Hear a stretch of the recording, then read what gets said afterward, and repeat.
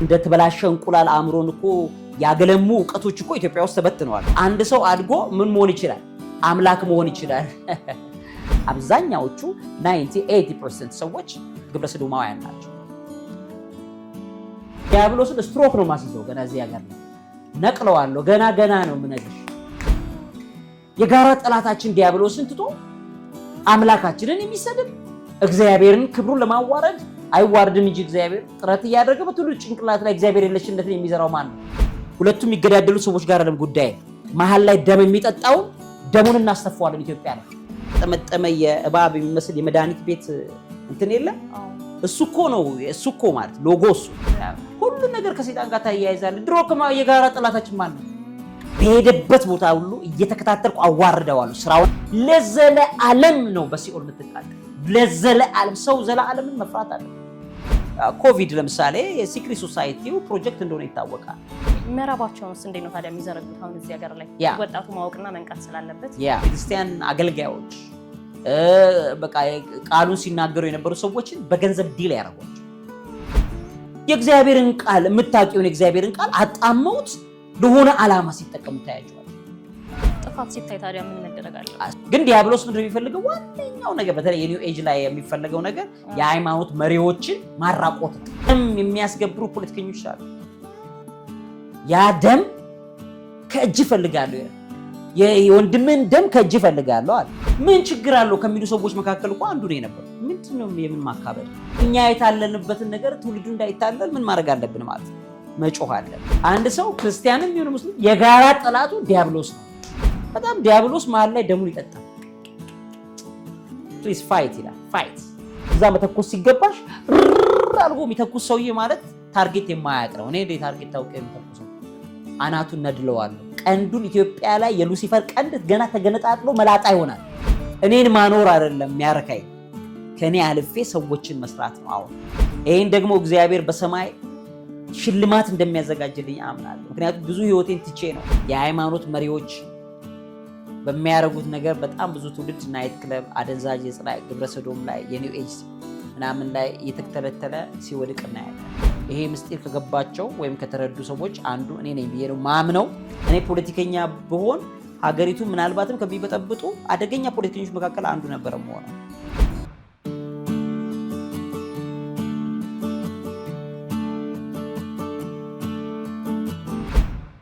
የግሪክ ጣዖታት የእንትን አምላክ በዛም እንትን ሄደው ተመልከው ነው። የግብፅ ጣዖታት አይሲስ ራ ምናምን የሚባሉ መናፍስቶች ማለት ሰዎች እኮ ናቸው። ተመልከው ነው ወደዛ አድገው። አንድ ሰው አድጎ ምን መሆን ይችላል? አምላክ መሆን ይችላል። ገባሽ? ይሄ የዲያብሎስ አደገኛ ስልት መሆኑ የምታውቂው ዲያብሎስ መነሻው ራሱ እግዚአብሔርን ለመሆን ነው አይደል? ሐሳቡ እኔ ነኝ እኮ የፈጠርኳችሁ ብሏቸው ዲሲቫር ያደርጋቸው። ለሔዋንስ ምንድነው ያላት? አንድ እግዚአብሔር እንዳትሆኝ ብሎ እኮ ነው እሱ እንደሱ እንዳትሆኝ ብሎ እኮ ነው ብሎ ዲሲቭ አደረጋት። ያ ማለት ኦልሞስት አንቺ ራስሽ እግዚአብሔር መሆን ትችያለሽ እኮ ነው እያላት ያለው። አሁን ዮጊስቱ የሚልሽ ምንድነው? አንቺ ራስሽ እግዚአብሔር መሆን ትችያለሽ። ይሄ ስቴፕ ያለው ከግብረ ሰዶማውያን ቀጥሎ ያለ ነው። አዎ ግብረ ሰዶሞች ከሆኑ በኋላ ነው ወደ አምላክነት የሚቀየሩት። ምን መሰለሽ? አሁን እዛ ውስጥ ነው የግብረ ሰዶም መንፈሱ ያለው። መንፈሱ አንድ ቤተሰብ መሆኑ የምታውቂው እነሱ ኮንዳሊኒ ዮጋ ብለው የሚሉት ነገር ከዚህ ወገብ አካባቢ ላይ የተጠመጠመ ዘንዶ አለ ይላሉ ራሳቸው የሚያምኑት። ያ ዘንዶ ተጠምጥሞ የተቀመጠ ዘንዶ ነው። ኮንዳሊኒ ዮጋን በጣም ብዙ የዮጊስት ልምምድ ያላቸው ሰዎች ዘንዶ ሲፈታ ወገብ አካባቢ ካለው የጾታ ራስ ቅል ላይ ካለው ጾታ ጋር የሚያደርገው ፍቶት አለ፣ ግንኙነት አለ እና ያ ዘንዶ እንዲፈታ አይተሽ እንደሆነ የእንትን የተጠመጠመ የእባብ የሚመስል የመድኃኒት ቤት እንትን የለም። እሱ እኮ ማለት ሎጎ እሱ ነው። እሱ ማለት እባቡ እንዲህ ተጠምጥሞ ወደ ላይ ሄድና እንዲህ ይገናኛል። እሱ ማለት ኮንዳሊኒ ዮጋ ሲፈታ ዘንዶ ሲፈታ ፈውስ ይሰጣል፣ ያክመናል። በቃ እንትናችንን ሪፍሬሽ ያደርገዋል። ከዛ ታመንም ከሆነ እንደዚህ ያደርገናል። ታሞ እኮ ተፈውሶ አይደለም ሰውየው። ዲያብሎስ ልክ ዲል ስታደርጊው ለጊዜው የህመሙ ስሜት እንዳይፈጠርልሽ ያደርጋል። ከዛ መልሶ እባብ አይደለ ትንሽ አምልኮቱን ያስቀረሽ ቀን ብትንትንሽ አውቶ የሚገልሽ ሰይጣን ነው። ለዚህ ነው አብዛኛዎቹ ጤናማ አሟሟት ያልሞቱት። አብዛኛዎቹ ማለት ብትንትናቸው ነው። ዲያብሎስ ከተጠቀመብሽ በኋላ እንዴት እንደሚጥልቆ ግልጽ እኮ ነው።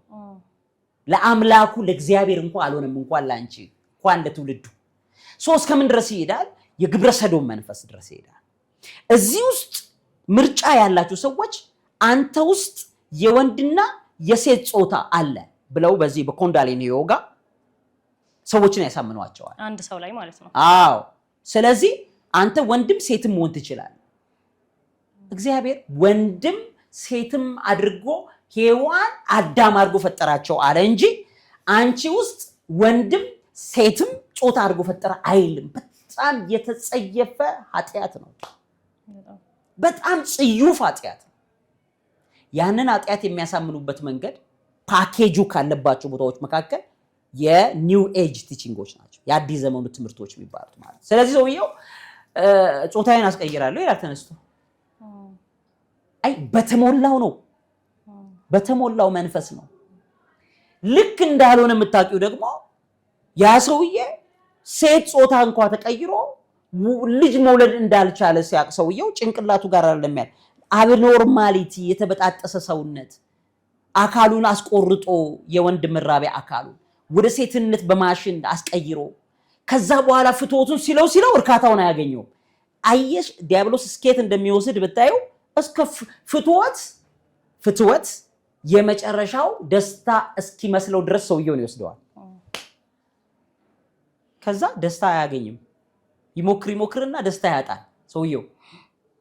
ታዲያ ከዚህ በላይ ምንድነው የሆነው ብሎ ሲል በቃ ሐሽሹን በደንብ አድርገህ ከተጠቀምከው ከፍትወቱ ጋር አብረ ያጅብላል ይላል። ሐሽሹን ሲወስደው አረካ ይላል እንደገና መልሶ። እሺ ምን ላድርግ እስከ ዞምቢ ድራግ። አሁን ዞምቢ ድራጎች ናቸው አይደል? አብዛኛዎቹ 80% ሰዎች ግብረ ሰዶማውያን ናቸው። ለምን? ኃጢአት እንደሆነና ኩነኔ እያደረጉት ያሉት ነገር ተፈጥሯዊ ያልሆነ ወንጀል እንደሆነ ስለሚያውቁት ያንን ለመሸፈን ድራግ ውስጥ ይገባል። ደስታው ይገኛል? አየህ፣ ሰላም አለው የለውም? ሰላም የክርስቶስን ሰላም፣ እውነተኛ ሰላም ክርስቶስ ነው በህይወት ላይ። ያን ሰላም እንደምንም አድርጎ ሰውየውን ግብረ ሰዶሙን በጀመረ በ3 ዓመት ድረስ በዛችሁ በግብረ ሰዶሙ መንፈስ ያቆየዋል አይደለ? ከዛ ደስታ ያጣል። ሲያጣ እንደገና ከ3 እስከ ሌላ 5 ዓመት ደግሞ በሐሽሹ ያቆየዋል። የሐሽሹ ሲያልቅ ደግሞ አሁን እድሜው 10 ዓመት ሞላ አይዩ። ከዛ ቀጥሎ ሌላ 5 ዓመት ደግሞ የዞምቢ ድራግ ይወስዳል። በ20ኛው ዓመቱ ይገለዋል። ከምድር ወሰደው አልወሰደው?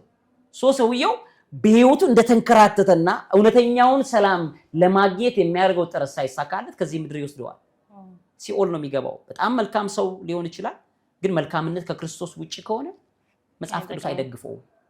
መልካም ማንም ሰው ሙስሊምም ቢሆን መልካም ቢሆን በክርስቶስ አይደለም መልካምነቱ። በጣም ብዙ እኮ በጣም ያሳዝኑ እኮ በጣም መልካም ሰዎች አሉ ምድር ላይ፣ ግን የክርስቶስ መልካምነት ካልሆነ እግዚአብሔር አብን እንደማያስደስተውና ያ መልካምነት የመርገም ጨርቅ ነው ብሎ ደምድሞታል። የመርገም ጨርቅ ምንድነው? መርገም ማለት የወር አበባ ምልክት ነው አይደለ? የወር አበባ ደም ማለት እኮ በሔዋን ምክንያት ነው ኃጢአት የገባው አይደለ? ህይወት ደግሞ በእናታችን ማርያም አማካኝነት ወደ ምድር መጣ ክርስቶስ አይደለ? ልክ በሞት ደግሞ በሔዋን አማካኝነት ገብቷል። በሔዋን ላይ ምን ተቀመጠ? የደም ምልክት ተቀመጠ። ለምን? የውድቀታችን ምልክት ነው ያ ደም። አሁን የወር አበባ ደም ለደም ልግስና ይሰጣል አይሰጥም አይደል? የወር አበባ ጨርቅ በጣም ለሆነ ነገር ጥቅም ላይ ተባባለሽ፣ እሱን የመርገም ጨርቅ ይለዋል። ጽድቃችሁ እንደ መርገም ጨርቅ ነው። የመርገም ደም ለደም ልገሳ እንደማይሰጠው ሁሉ የእናንተም ጽድቅ በኔ ፊት ጽድቅ አይደለም። ለዚህ ነው አንድያ ልጄን ክርስቶስን ለሞት አሳልፌ የሰጠኋችሁ። እሱን እያያችሁ መስቀሉን እየመሰላችሁ ማደግ ነው ክርስትና። ክርስትና ጭቅጭቅ መድረክ አይደለም። የኔ ሃይማኖት ይበልጣል ያንተ። ይሄ በጣም ዲያብሎስ የሚስቅበት ነው። ባይዘ ወይ መረባቸውንስ እንዴት ነው ታዲያ የሚዘረጉት? አሁን እዚህ ሀገር ላይ ወጣቱ ማወቅና መንቃት ስላለበት መረባቸውን አሁን ይኸውልሽ ብዙ ጊዜ መረባቸውን አሁን አርምሞ የሚል ሜቶዶሎጂ የጀመሩት አለ። ለምሳሌ እሱ ማለት ተጠጋግቶ ካቶሊክ ቤተክርስቲያንን ያራቆቱበት የምዕራባውያን ስትራቴጂ ነው። እሱ አንደኛው ስትራቴጂ ሶ መጽሐፎች ሲጽፉ መጽሐፎቹ ከቤተክርስቲያን ልክ የአዋልድ መጽሐፍ አስመስለው ይጽፋሉ። ዕውቀት አይደለም ሰውን ኮንቨርት የሚያደርገው ከምትሰሙት ነገር ተጠበቁ እኮ ነው ያለው። ሶ የምታነቢው ነገር ነው አንቺ የሚቀይርሽ። ስለዚህ አንደኛው መንገድ ማጠጋጋት። ሁለተኛው መንገድ ደግሞ በጣም ታዋቂ የተባሉ የቤተክርስቲያን አገልጋዮች በቃ ቃሉን ሲናገሩ የነበሩ ሰዎችን በገንዘብ ዲል ያደርጓቸው ሂውጅ በሆነ ገንዘብ ዲል ያደርጓቸውና ቀስ በቀስ ከዛ ራሳቸው የእግዚአብሔርን ቃል የምታውቂውን የእግዚአብሔርን ቃል አጣመውት ለሆነ ዓላማ ሲጠቀሙ ታያቸዋለሽ። ከዛ በኋላ በጣም ብዙ ሰዎችን ዲሲቭ ያደርጉበታል። አውሮፓ ውስጥ የተጠቀሙበት ሜቶዶሎጂ ነው። በሶስተኛ ደረጃ ደግሞ የሚጠቀሙት እንግዲህ መንጋው እረኛው ሲመታ መንጋው ይበተናል። ሶ ስቲል የሃይማኖት መሪዎችን ከክብራቸው መጣል ነው። ማዋረድ፣ መጣል፣ ማክፋፋት፣ ትርጉም አልባ ማድረግ። የሃይማኖት መሪነት ምንድን ነው? ምድረ ሌባ፣ ምድረ አጨርባሪ የሚለውን አንቺ አንደበት ሱላሱ ይኖራል። እሱም አንደበት ሰዎች ላይ አንደበት። አሁን ይሄ ቀላል የዲያብሎስ ጥቃት አይደለም። አሁን የሃይማኖቱ መሪ የምንም ይሁን እስልምና ላይ የሚሆን ክርስትና ላይ የሚሆን ሌትስ ቢ ፌር የሃይማኖት መሪ ማለት በእስልምናም ቢሆን አጭበርባሪ ነው ሌባ ነው ምናምን ያስቲ በስሩ እኮ ሰማይና ምድርን የፈጠረ አምላክ አለ ብሎ የሚያመልኩ ሚሊዮን ሰዎችን ያስነካከልሻቸው መሪ ማለት ወደ ሐሺሽ ወደ ሆነ ዲያብሎስ ወደሚፈልገው ወጥመድ እየከተተሻቸው። በክርስትና የሃይማኖት መሪዎች ላይ ትኩረት የተደረገ ዘመቻ ሲደረግ በጣም ሰው የሚረሳው ነገር ትውልዱ እንኳን እኔ ታዲያ የሃይማኖት መሪው እንዲካደረገ ታዲያ እኔ ማን ነኝ ወደሚለው ተስፋ የቆረጠ መንፈሳዊነት እንዲወድቅ ያደርጋል። ጥፋት ሲታይ ታዲያ ምን መደረግ አለበት? እሱ ነው መጸለይ ነው። መጽሐፍ ቅዱስ የሚለው ምንድነው? ለድካማቸው ጸልዩላቸው ለእግዚአብሔር ንገሩ ነው የሚለው። ድካምን አዋርጂ አይልሽም፣ ኃጢአቱን ትቀበያለሽ። ብዙ ጊዜ አሁን በየዩቲዩቡ በየቲክቶኩ ይመስለዋል አይደል ሰውየው የሃይማኖት መሪዎችን አባቶችን ማንኛውም ማንም ይሁን በየትኛውም አብያተ እምነት ይሁን ወስደሽ ስታብጠለጥይና ስታሽከረክሪው ሰውየው ይመስላል እንጂ በቀርበሽው ይሄ ጉዳይ ምእመናንን ይጎዳል፣ ምእመናንን ከቤተክርስቲያን ባዶ ያደርጋል፣ ያራቁታል ከእግዚአብሔር ቃል እውነት። ምክንያቱም መሪ ነህ አንተ። መሪ ይሄን በሚያደርግበት ሰዓት ላይ ይሄን ያደርጋል ብሎ በማሳመን ሲደክም መጸለይ፣ አሁንም ተሰብስቦ መጸለይ ቀስ ብሎ ይላል። በድሮ በመጽሐፍ ቅዱስ መሰረት ደግሞ ከአገልግሎት ቀስ ብሎ መለየት። ሰውየው ለማን ተጠንቀቀሽ ነው? ለምእመኑ ተታወግዣዋለሽ። በቃ ማለት ይሄ ምግባር የኛ አይደለም፣ ከዚህ በኋላ አገልግሎት ላይ የለህም። ገባሽ አይደለም? ሲስተም ነው የሚዘረጋው። ሲስተሙ ሰዎች በአገልግሎት ላይ ጸንተው እንዳይቀጥሉ የሚደረግበት ሲስተም ነው።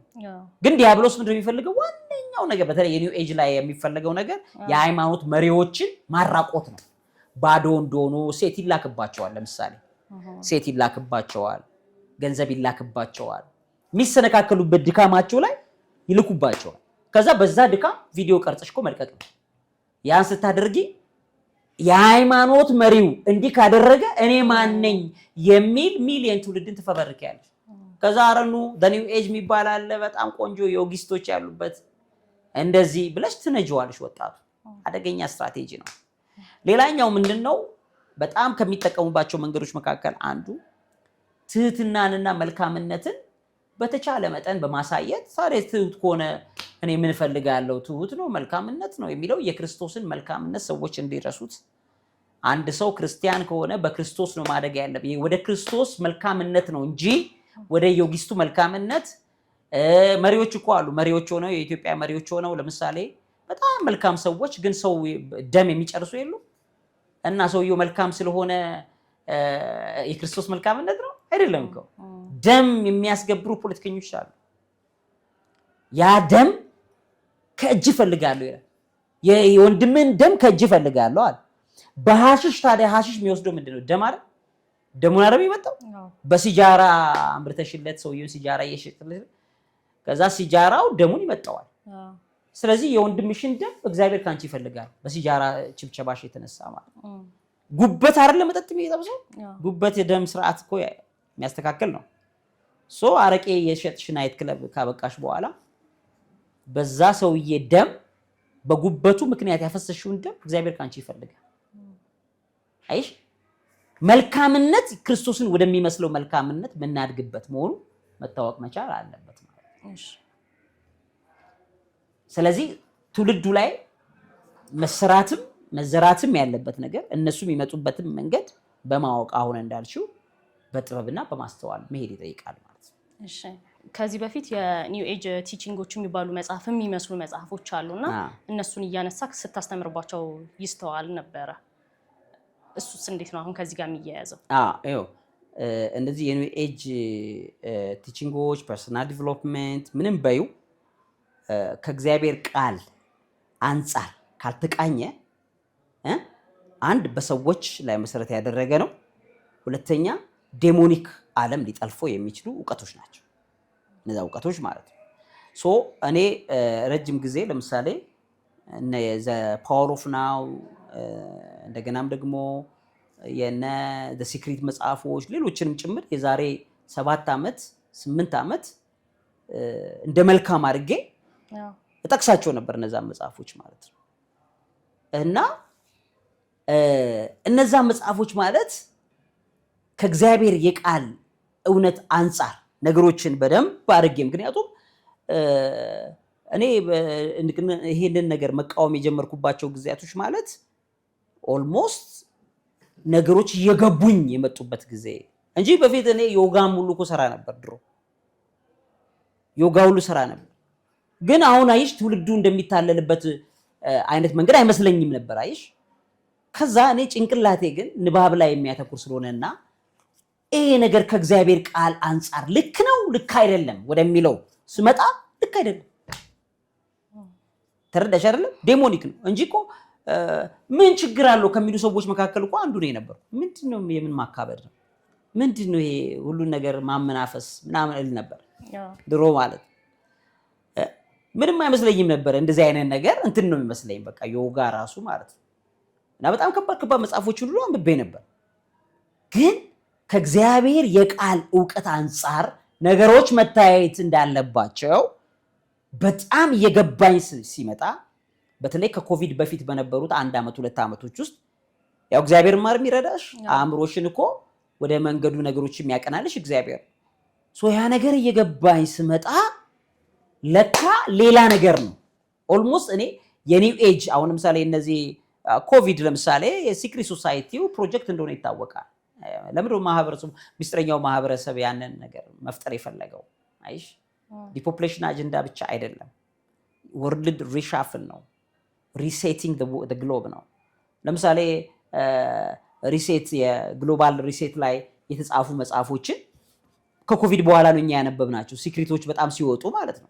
ኮቪድ በወጣበት ሰዓት በጣም ብዙ ሲክሬቶች መውጣት ጀመሩ አይደለ? እኛም የዛን ጊዜ እኔም ማንበብ ጀመርኩ። እነዛ ነገሮችን ማንበብ መቀጠል ለካ ብዙ ነገር ተሸውደናል። በጣም ብዙ ነገር ተታለናል። የዛሬ 7 ዓመት 8 ዓመት 9 ዓመት እንጂ እኔ ድሮ ፋና ላይ ያለው ራሱ መጽሐፎችን እየጠቀሱ እኮ አወራቸው ነበር ባይዘው። ግን ነገሮቹ ለካ ሌላ ዓለም ነው። ዲሲቭ አድርገውናል፣ አታለውናል። እኛ የታለንበትን ነገር ትውልዱ እንዳይታለል ምን ማድረግ አለብን ማለት ነው? መጮህ አለብን። ከማን አንጻር? ከእግዚአብሔር የቃል እውነት አንጻር። በቃ መለኪያችን ማን ነው ማለት ነው? የእግዚአብሔር የቃል እውነት ነው ማለት ነው። በነሲብ እኮ እንቃወማለን። መጽሐፎቻቸውን እያነበብን ኢትዮጵያ ውስጥ ስንት አእምሮ የሚያሸቱ የአእምሮን ልክ እንደተበላሸ እንቁላል አእምሮን እኮ ያገለሙ እውቀቶች እኮ ኢትዮጵያ ውስጥ ተበትነዋል እኮ። ተመሳሳይ እውቀቶች ማለት ነው አሉ አሁን የሚጻፉ እግዚአብሔር የለሽነትን እግዚአብሔርን እነዛ መጽሐፎች እኮ አንብበናል ሳናቀው ድሮ። ይቅርታ አድርጊልኝና ለምሳሌ እኔ የትኩሳት መጽሐፍን በጣም ብዙ ወጣቶችን ፍትወት ላይ በብዙ ብልግና ውስጥ እንዲቀመጡ ካደረጉ መጽሐፎች መካከል ይገኛል። አንብበናል፣ ብዙ ነገር ሰርተናል አይደል? እና እኒህ ነገሮች አሁን ባለው አእምሯችን አሁን ባለው ብስለታችን የባለፉት 5 ዓመታት እንደዚህ ደግሞ ያለው ብስለታችን ደግሞ እየጨመረ ንባባችን እየጨመረ ዕውቀታችን እየጨመረ ሲመጣ ለካ ተሸውደናል። ለካ የዛሬ 10 ዓመት የዛሬ 15 ዓመት ላይ ያነበብናቸው መጽሐፎች ማጣሪያው በትክክል መታወቅ አለበት። ሰው ሁሉ ጊዜ ሰው እያደገ ነው የሚሄደው።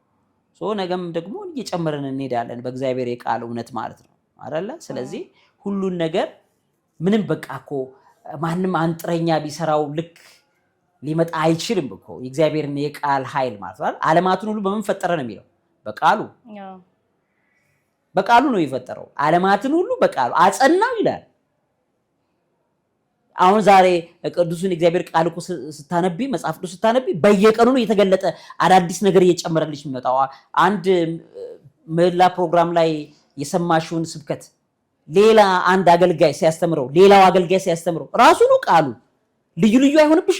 አይደንቅም? ታዲያ ይሄ እኮ የእግዚአብሔር የቃል ኃይል እኮ ነው ገና እየተገለጠልሽ የሚለውም እኮ ከክብር ወደ ክብር እየጨመረን እንደምንሄድ ነው መጽሐፍ ቅዱስ የሚነግረን። ያንን መልክ እስክንመስል ድረስ የሚለው በአንድ አትመስዩም መሆናችን ክርስቶስን መሆናችን ግን የክርስቶስን መልክ እስክንመስል ድረስ ይላል አይደል? እስክንመስል ድረስ ከክብር ወደ ክብር በየቀኑ እየጨመረን እንሄዳለን። እነዚህ ነገሮች በአጠቃላይ አሁን ባለበት ዓለም ዴሞንስ ናቸው። በጣም ብዙ የገባን ብዙ ነገር አለ በጣም በብዙ መልኩ ማለት ነው።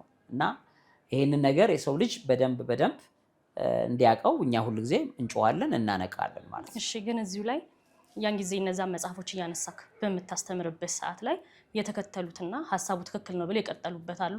አንተ በንባብ ስለገፋህ ግን ትክክል እንዳልነበር ታቻቸዋል። እነዛ አድማጭ ተመልካቾች አሁን ያሉበትን ሁኔታ ታውቃለህ? በእርግጥ ምንድነው እኔ አሁን እነዛ መጽሐፎች ድሮ ያን ያክልም እንትኔ አይደሉም ፕሪንሲፕሎች አይደሉም። ስለዚህ ትምህርቶቼ ላይ በፕሪንሲፕል ደረጃ አጣቅሳቸዋለሁ ለሆነ ፐርፐዝ ተጠቀማቸዋል እንጂ ቋሚ ትምህርቶቼ አይደሉም። ለምሳሌ መንፈሳዊ የሚል አፕሮች እኔ ከኮቪድ 1 ዓመት እና በኮቪድ መግቢያ አካባቢ መንፈስ ሳይንሳዊ እያልኩ ማስተማር የጀመርኩት ማለት ነው። ምን ማለት ነው? ሳይንስን የመንፈሳዊ ዓለምን በሳይንስ መደገፍ ማለት ነው። ልክ እንደዛ ሲል ድሮፕ የምታረጋቸውን ድሮፕ እያደረግሽ ትመጫለሽ። እየጠራ ይመጣል ማለት ነው።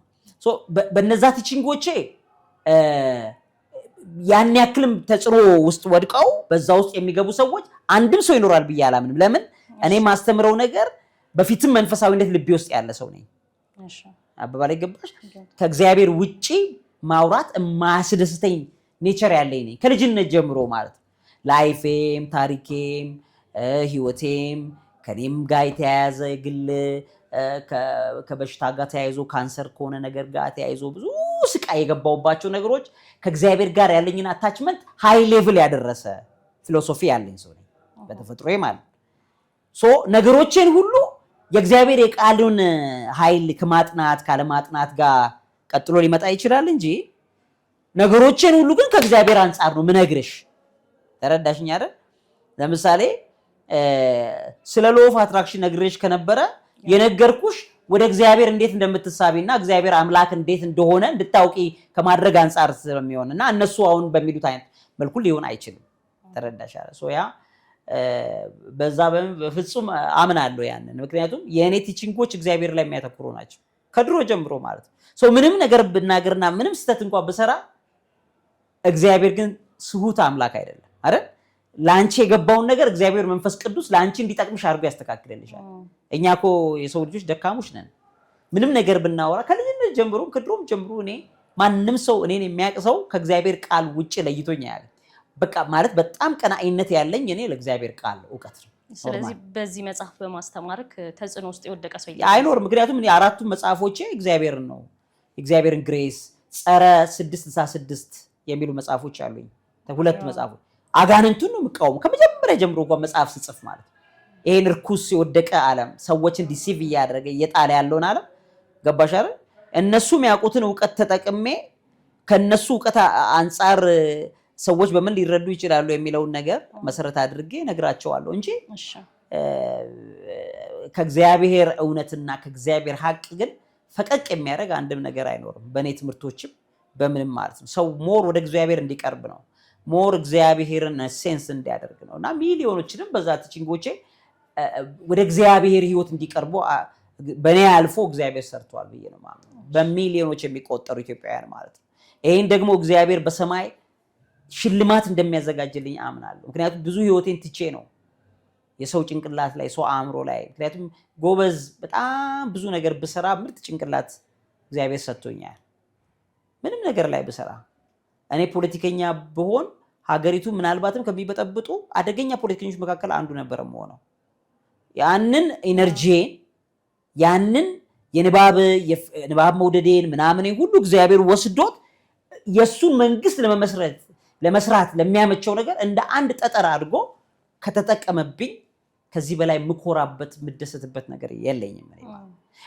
በመጨረሻው ዘመን ላይ ሰው እንዲነቃ እንዲባንን በርኩሳን ተግባራት ላይ እየተደረጉ ባሉ ክፉ ስራዎች ላይ ያባሻል ሰዎች እንዲነቁ ዘመኑ ላይ እንዲባንኑ ከማድረግ በላይ ለኔ ትልቅ የቤት ስራ የለም። አሁን ባለውበት ለምን ለግሌ በምንም ኖራለሁ። በጣም ከድሮ ጀምሮ ታወቃለሁ። በስራ መታወቅ የስራ ሰው ነኝ ከልጅነት ጀምሮ። እኔ የሚያቀኝ በጠቅላላ ጎበዝ መምህር በጣም ትምህርት ቤቶች የራሴ ትምህርት ቤቶች ከፍታለሁ፣ ሰራለሁ፣ አስተምራለሁ፣ አስጠናለሁ። በቃ የስራ ሰው ነኝ ኔቸሬ ማለት ነው። ኢነርጂ አይደለም ለኔ አይደለም ለሰው ተተርፌ ነው የኖርኩት። በምንም ታሪክ ይታወቃል። በቃ የሆነ የባለጸግነት መንፈስ ካላቸው ሰዎች አንዱ በቃ ማለት የሆነ ገንዘብ በጣም የሚበረክትለት የሆነ ገንዘብ ሰዎች እንደዛ አይነት ነው የኖርኩትም ያደግኩትም። ለኔ እኔን ማኖር አይደለም የሚያረካኝ ከኔ አልፌ ሰዎችን መስራት ነው። አሁን ምንም ነገር የሚያስደስተኝ ነገር የለም ከዛ በላይ ማለት ነው። ስለዚህ በህይወቴ በኔ ቲቺንጎች የሚሊዮን ሰዎችን ህይወት ከአደጋ ከመጥፎ አስተሳሰቦች እግዚአብሔር አልፎ እኔ አይደለሁም እኔ ደካማ ሰው ነኝ። እግዚአብሔር ግን አልፎ እኔን ተጠቅሞ እንደሰራ ግን አውቃለሁ። ጸረ ዲያብሎስ አቋም እንዳለኝ ሰው ያውቃል። ጸረ ዲያብሎስ አባሽ እኔ ጠላት የለኝም። ጠላቴ አንድና አንድ ነው፣ እሱም ዲያብሎስ ነው። በሄደበት ቦታ ሁሉ እየተከታተልኩ አዋርደዋለሁ። ስራውን አዋርዳለሁ። ዲዛይኑን በትውልዱ መካከል የሚደረጉ ዲዛይኖችን ገባሽ አይደል? ትውልዱን ጭንቅላቱን ለመጥለፍ የሚካሄድበት የጥልቁ ማህበረሰብ የክፋቱ ዓለም ማህበረሰብ በትውልዱ በልጆች ላይ የሚደረጉ ዲሰፕሽን አጭበርባሪ መንገዱ ሁሉ እየነደልን ከዚህ ሀገር ገና እናወጣዋለን። ሌላ ምንም ዓላማና ስለዚህ በዚሁ ያያይዘክ ይሄ ነገር መጥፎ ከሆነ እንደ ሀገር ምን መሰራት አለበት? ጎበዝ አይ ቲንክ ይሄ መጨረሻ ጥያቄያችን ይሆናል ብዬ ገምታለሁ። እንደ ሀገር አሁንም ቢሆን በጣም ብዙ መንፈሳዊ አገልጋዮች ዘመኑን መዋጀት መቻል አለባቸው። ለሀገራችንም ማድረግ ያለብን ለትውልዱ መንገር ያለብን በተለይ የእምነት ተቋም መምህራን በየጊዜው አፕዴት ማድረግ ያስፈልጋል ዘመኑን ማለት ነው። ክፉ ዘመን ስለሆነ ልክ ነው ዘመኑን ዋጁት ነው የሚለን ክርስቶስ ሲነግረን። ስለዚህ ዘመኑን መዋጀት፣ ዘመኑ ላይ መንቃት፣ ዘመኑ ላይ መባነን አለብን ማለት ነው። ከሃይማኖት ጦረኝነት ወጥተው ከዚህ ክፉ ይሄ የጠላትነት መንፈስ ምክንያቱም ትውልዱ እያለቀ እሱ በሃይማኖት ሲደባደብ ታየዋለሽ። በጣም ያሳዝነኛል። አዝናለሁ። ስራው የተሰጠው በሃይማኖት ተደባደብ ብሎ አይደል? በሃይማኖት ተሰዳደብ፣ ተበሻሸቅ። ትውልዱ በመሃል ላይ የሃይማኖት መሪዎች በሚያደርጉት ነገር በጣም ብዙ ትውልድ ናይት ክለብ፣ አደንዛዥ ዕፅ ላይ፣ ግብረ ሰዶም ላይ፣ የኒው ኤጅ ምናምን ላይ እየተተለተለ ሲወድቅ እናያለን። ኢትዮጵያ ላይ መስራት ያለበት የመጀመሪያው ነገር መስራት ያለበት እምነት ተቋማት ላይ ነው። እምነት ተቋማት ለብዙ ነፍሳት ተጠያቂ እንደሚሆኑ በግልጽ ማወቅ መቻል አለባቸው። 1 ዓመት 1 ቀን 1000 ዓመት በምድር ላይ ብንኖር ዘለዓለም የሚባለው ግን 1 ትሪሊየን ዓመት በላይ ነው።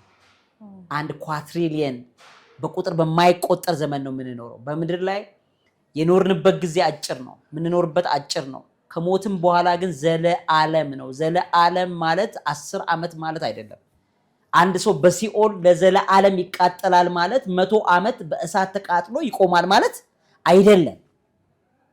1 ሚሊዮን ዓመትን በእሳት ተጠብሰሽ ተቀቅለሽ ከዛ ታበቂያለሽ ማለትም አይደለም። ለዘለዓለም ነው በሲኦል የምትቃጠል። ለዘለዓለም ሰው ዘለዓለምን መፍራት አለበት። ብዙ ነገር እኮ አማራጭ ምድር ላይ እያለ ማድረግ የምንችለው ነገር እያለ አናረግም ብለን እኮ ፋይት ማድረግ ያለብን ዘለዓለም የሚባል ሞት አለ። ሳይንስም ያምነዋል ይሄንን። ኢነርጂ can neither be created nor destroyed። ሊጠፋም አይችልም፣ እንደገናም ደግሞ ልንሰራውም አንችልም። ኢነርጂ ነፍሳችን ደግሞ ኃይል ናት አይደል? ስለዚህ አንፈጥራትም አናጠፋትም ይቀጥላል አይደለ ሶ ነፍስሽ ትቀጥላለች መንፈስሽ ይቀጥላል ሶ የሚቀጥለው ነገርሽ ላይ እንዴት ትጨክኛለሽ እንዴት አትሳስሽም ዛሬ ብትሞች ቀጥሎ ያለው ነገር እንዴት አያሳስብም ወደ ሌላ ነገር እኮ አትቀየሪም እንደዚሁ ነው የምትሄጂው ስጋሽ ብቻ ነው እንጂ የሚለየው የሆነች ነፍስ ወጣ ሲባል ኳስ ቢመስል ነገር ከልብ ላይ ቡልቅ ብሎ የሚወጣ ነገር እኮ አይደለም ራስሽ ነሽ እንደዚህ አይነት አቋም ያለሽ ሰው ነሽ የምትሄጂው ራስሽ ነሽ የምትሄጂው እውቀትሽ ይሄዳል አስተሳሰብሽ ይሄዳል ራስሽ ትሄጃለሽ ሁሉ ነገርሽ ነው የሚሄደው ሶ ለምናስገባው እውቀት መንፈሳዊ መሪዎችም ለሚሰጡት ነገር እግዚአብሔር ጋር ፍርድ አለ ሶ እኛ የጋራ ጠላታችን የሌላ ሰው እምነት ተቋም አባል አይደለም የጋራ ጠላታችን ማን ዲያብሎስ ነው ምንም በቃ አንድ ሰው ክርስቲያንም ይሁን ሙስሊም የጋራ ጠላቱ ዲያብሎስ ነው አብሮ ተባብሮ ዲያብሎስን መነቃቀር ሲገባው እርስ በርስ አይደል እየተባላ ስታይ በጣም አዝናለሁና ልቤ በጣም ያዝናል እኔ እንዲህ አይነት ዓለም ላይ የለሁም የማንንም ሃይማኖት ተቃዋሚ አይደለሁም ደጋፊም አይደለሁም የሃይማኖት ተቋማትን በጣም ማከብር ሰው ነኝ ግን የጋራ ጠላታችን ዲያብሎስ ስለሆነ አይናችንን ከሰዎች አንስተን ዲያብሎስ ላይ አትኩረን ዲያብሎስን ልንቀጠቅጠው የሚገባው አስተሳሰቡ አመለካከቱ ትውልድን ዲሲቭ ያደረገ እርስ በርስ ሰዎችን በትዳር ውስጥ በኑሮ ውስጥ በቤተክርስቲያን ውስጥ በመስጊድ ውስጥ በምን በፖለቲካ በብሔረሰብ ውስጥ እየገባ ደም እየገበረ መሃል ላይ የሚስቀው አካል አያበሳጭሽም ሁሊና እንዳለው ሰዎችን አገዳድሎ መሃል ላይ ደም የሚጠጣው አካል አያበሳጭም እና የጋራ ጠላታችን ዲያብሎስ ነው ይላል መጽሐፍ ቅዱስም ጥንተ ጠላታችን ዲያብሎስ እንደሆነ ይነግራል ጠላታችን ነው በቃ የጋራ ጠላት ሰው የለንም የጋራ ጠላት ሌላ ብሔረሰብ የለንም የጋራ ጠላት ሌላ ሃይማኖት ተቋም የለንም የጋራ ጠላታችን ዲያብሎስ ነው አይናችንን ሁሉ ነቅለን የዲያብሎስን ወጥመድ ከዚች ሀገር ላይ ነቅለን ማውጣት መቻል የምንችለው ይሄን ምስጢር ስናቅ ነው ሶ ይሄ ምስጢር ከገባቸው ወይም ከተረዱ ሰዎች አንዱ እኔ ነኝ ብዬ ነው ማምነው የማንንም ጠላትነት የለኝም አስተሳሰብ ነው ጠላቴ ጠላቱን መተዋል ያ ጠላት ዲያብሎስ ከሆነ አስተሳሰቡ ነቅደዋል በቃ ዛጋ ነው አስተሳሰቡ ላይ ነው ጦርነት ማድረግ ስለዚህ ያ አስተሳሰብ ልንነቃበት የሚገባ የዘመኑ ፍጻሜ ማንንም ስላለኝ ማንንም ስለ አሉ እኮ ሰዶማውያን ይሳደባሉ የኒው ኤጅ ምናምኖች ይሰድባሉ አብዛኛው ማህበረሰብ ተረድቶኛል ጠላቶቼ እንደማን እንደሆነ አውቃለሁ እና ለነሱ ብዬ የጀመርኩት ነገር የለም ለነሱ ብዬ ማቆመው ነገር የለም ጌታን አይቼ እግዚአብሔር ሰማያትና ምድርን የዘረጋ እኔን የሰራኝ እጹብ ድንቅ አድርጎ የሰራኝ ይላል ዳዊት ሲናገር ልቅም አድርጎ የሰራንን እግዚአብሔርን እያየው ነው የምኖረው ምሰራው እና ማቆመው ነገር የለም ገና እየቀጠቀጥኩ ገና አንፈራፍረዋለሁ መንፈሱን ገና አበሳጨዋለሁ ነርቭን ሙሉ አበላሸዋለሁ እዚች ሀገር ላይ በጣም ብዙ ሰው በጣም ሲበሳጭ ነርቭ ይበላሽና አንድ ሰው ስትሮክ የሚይዘው እኮ ሰው ብዙ ጊዜ በዛ ነው አይደል የዲያብሎስን ስትሮክ ነው ማስይዘው ገና እዚህ ሀገር ላይ ነቅለዋለሁ ገና ነው የምነግርሽ ገና ብዙ መሰራው ስራ አለኝ ለማንም ብዬ መጀመሪያው ነገር የለም ይመጣሉ ሁሉን ነገር 6 እያረክ እንዴ አምባሻውን ባሁን ተተዋል እንደውም እንጂ እንደዚህ እያረክ እንደዚህ